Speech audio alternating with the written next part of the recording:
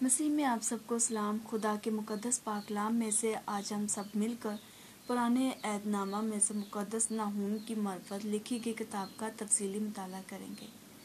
مسیح میں میرے عزیزو، نحوم کا عبرانی زبان میں مطلب ہے رحم دل، اور نحوم نہمیہ کا مخفف ہے، اور نحوم بنی الکوش کا باشندہ تھا جو غالباً یہودا میں واقع تھا۔ لیکن یہ بات ہمارے مشاہدے میں آتی ہے کہ اس وقت تھیبس یعنی نو آمون فتح ہو چکا تھا۔ یہ واقعہ 663 اور 664 قبل مسیح میں اشور بنی پال کے عہد کا ہے۔ انہی ایام میں نینوا، جو نحوم کی نبوت کا مخاطب ہے، قائم تھا، کیونکہ 612 قبل مسیح میں یہ فتح کیا گیا تھا۔ اگر ہم خلاصہ مضامین پر غور کریں تو تینوں ابواب کی اپنی الگ الگ حیثیت ہے، اور اس نبوت کو سمجھنے کے لیے بہتر ہے کہ ہر باب کا ترتیب وار مطالعہ کیا جائے۔ تو اس میں ایک تو شیخی نظم اور الہی غضب کی آگاہی نظر آئے گی۔ پہلے باب میں 3 نمایاں حصے ہیں۔ پہلی آیت میں تمہید باندھی گئی ہے، اور آیت 2 سے لے کر 8 میں خدا کے جلال کا بیان نظر آتا ہے۔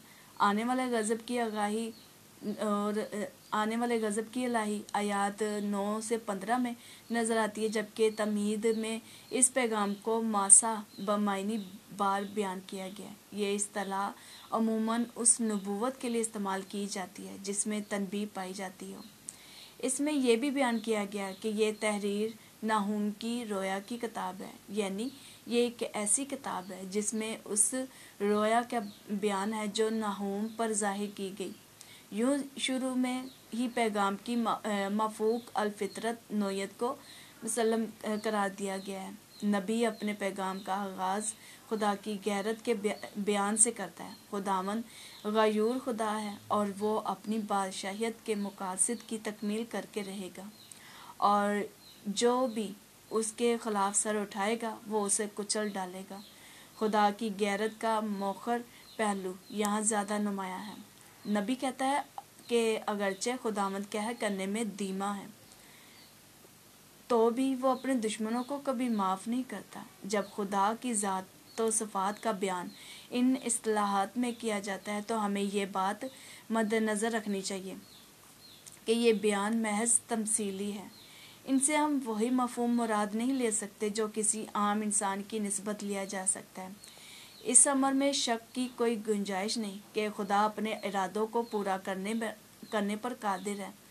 فطرت کی طاقتیں جیسے طوفان، دریا، سمندر، بسن وغیرہ اس کے اشارے کے تابع ہیں۔ جو اس پر توکل کرتے ہیں ان کے لیے وہ پناہ گاہ ہے، لیکن ظالموں کے لیے شب تاریک ہے۔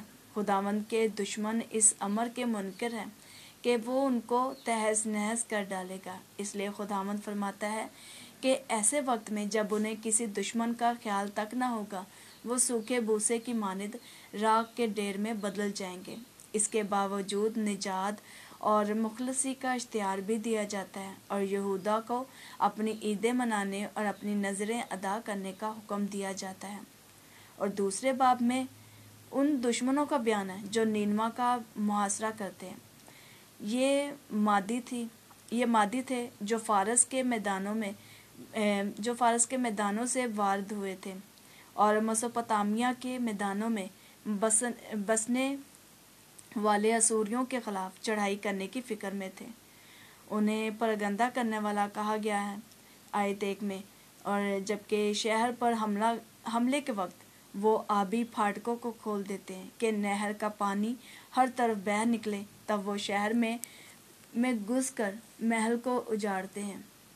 حسب غالباً ملکہ کا لقب تھا جو اسیر کر لی گئی ہے، اور اس کی خادمائیں اس کے پیچھے ماتم کرتی جاتی ہیں۔ نینوا حملے کی تاب نہ لاتے ہوئے پانی کے ایک اوز کی مانند ہو کر رہ گیا جس میں مال تجارت اور مال و دولت کے انبار لگے ہیں۔ باوجود اس کے لوگ اس سے دور بھاگیں گے، اور جو ٹھہرو ٹھہرو چلاتے ہوئے ان کی راہ روکنے کی کوشش کریں گے وہ ناکام ہوں گے، کیونکہ ان کے نزدیک بھاگنے میں ہی عافیت ہے۔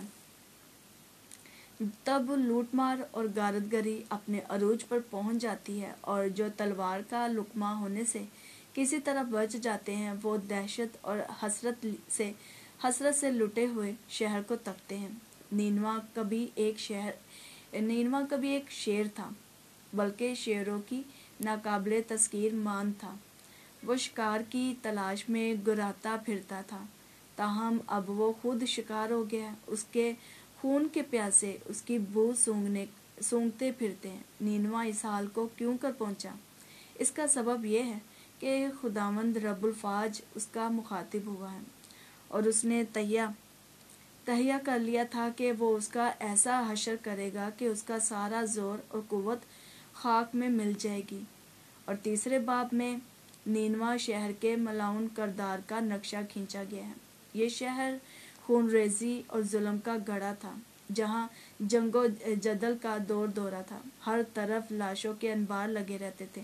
وہ قوموں کو اپنی بدکاری سے بیچتی تھی اور جادوگری کی رسیا تھی، اس لیے خداوند اس کے خلاف اٹھا ہے۔ وہ اسے ایسا طرفہ تماشا بنانے کو ہے کہ ہر کوئی اس پر انگشت نمائی کرے گا اور اس کا تمسخر اڑائے گا۔ مسیح میں میرے عزیزو، تب نہوم مختصراً اس کیفیت کا موازنہ مصر کے حال سے کرتا ہے۔ مصر زور پکڑ رہا تھا اور طاقت کے نشے میں بدمست تھا۔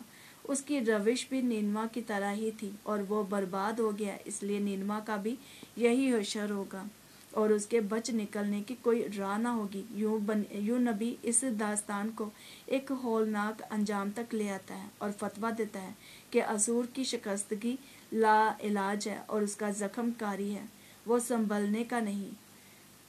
نہوم کی یہ کتاب ایک نظم ہے جس میں نینوا کے زوال پر خوشی کا اظہار کیا گیا ہے۔ نینوا اسرائیل کے قدیمی اور ظالم دشمن اسوریوں کا دارالحکومت تھا۔ 7ویں صدی قبل مسیح کے اواخر میں نینوا پر زوال آیا اور وہ تباہ و برباد ہوا۔ اس تباہی کو اس ظالم اور سرکش قوم پر خدا کا قہر اور غضب سمجھا جاتا ہے۔ مسیح میں میرے عزیزو، یہ مختصر نبوت جو تباہی اور بربادی کا الہی پروانہ ہے، اس میں یہ سبق